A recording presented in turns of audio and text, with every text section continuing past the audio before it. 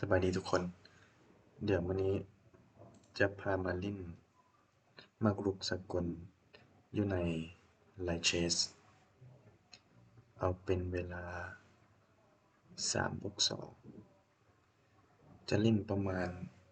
2-3ตา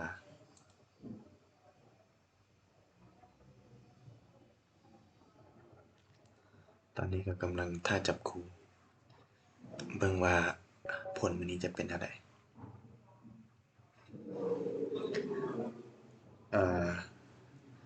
ตอนนี้ก็มาเจอกับคู่ต่อสู้เนาะ ATK ACH เดินไปก่อน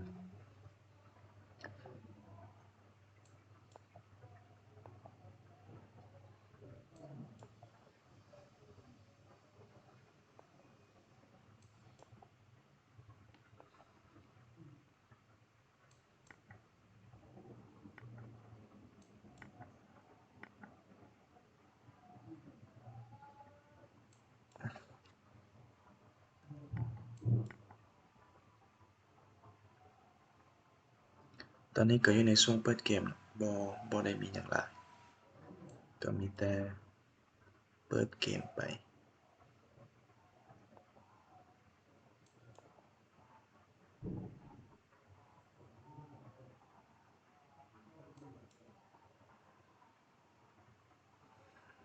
เรตติ้งก็ต่ำๆเนาะเรตติ้งเขาก็อยู่ที่1,400คู่ต่อสู้ก็1,355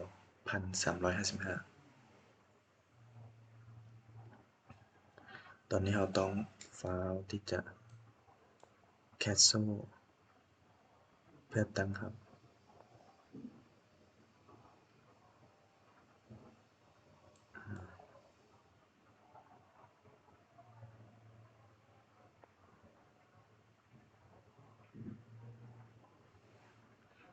ตอนนี้ไอเดียของคู่ต่อสู้อาจจะต้องการออกมาจุดนี้เพื่อจะกลับจะจับเบียร์ของเขาอยู่นี่แต่ว่าเป็นอย่างเขาจะกันโดยการเอาควีนไปจับไว้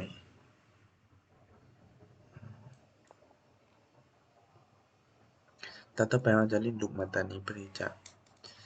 จับจุดอ่อนของไฟขาว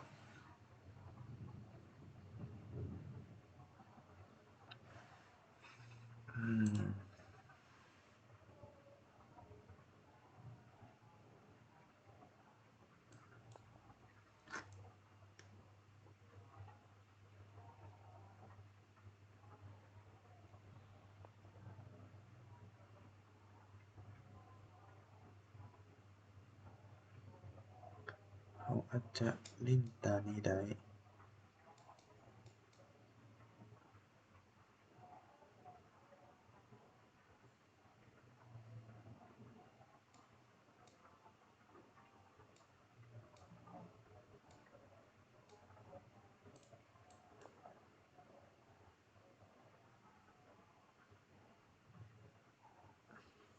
แต่ว่าโอเค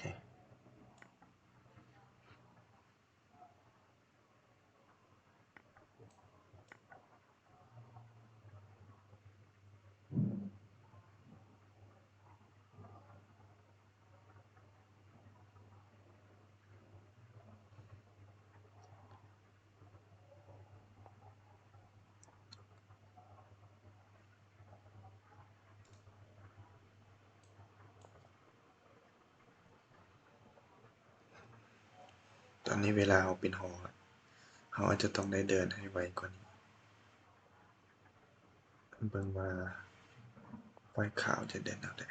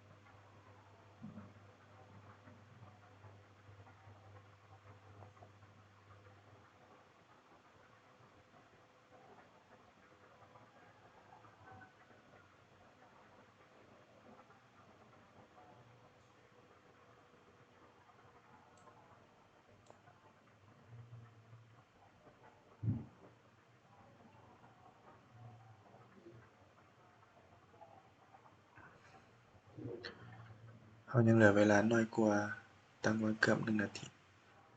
อาจจะต้องได้คิดให้ไวถ้าต่อไปอาจจะไปตามนี้ได้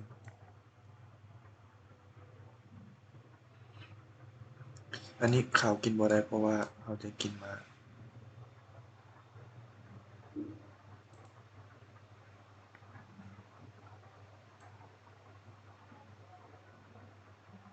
อ่า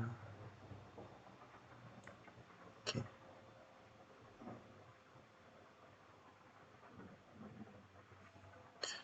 เรามีคู่เช็กเมตอยู่นี่เนาะถ้าขาวลิ้นพลาดเราก็อาจจะเช็กเมตได้สมมุติว่าถ้าขาวกินเบียร์เราก็อาจจะใส่ลูกไปอ่าแต่ว่าแบบนี้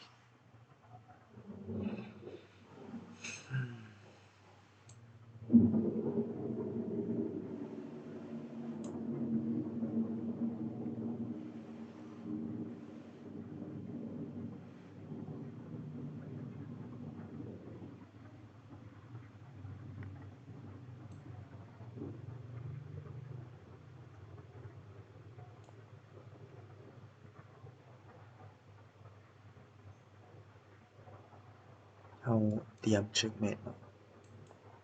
โอเคเช็กเมต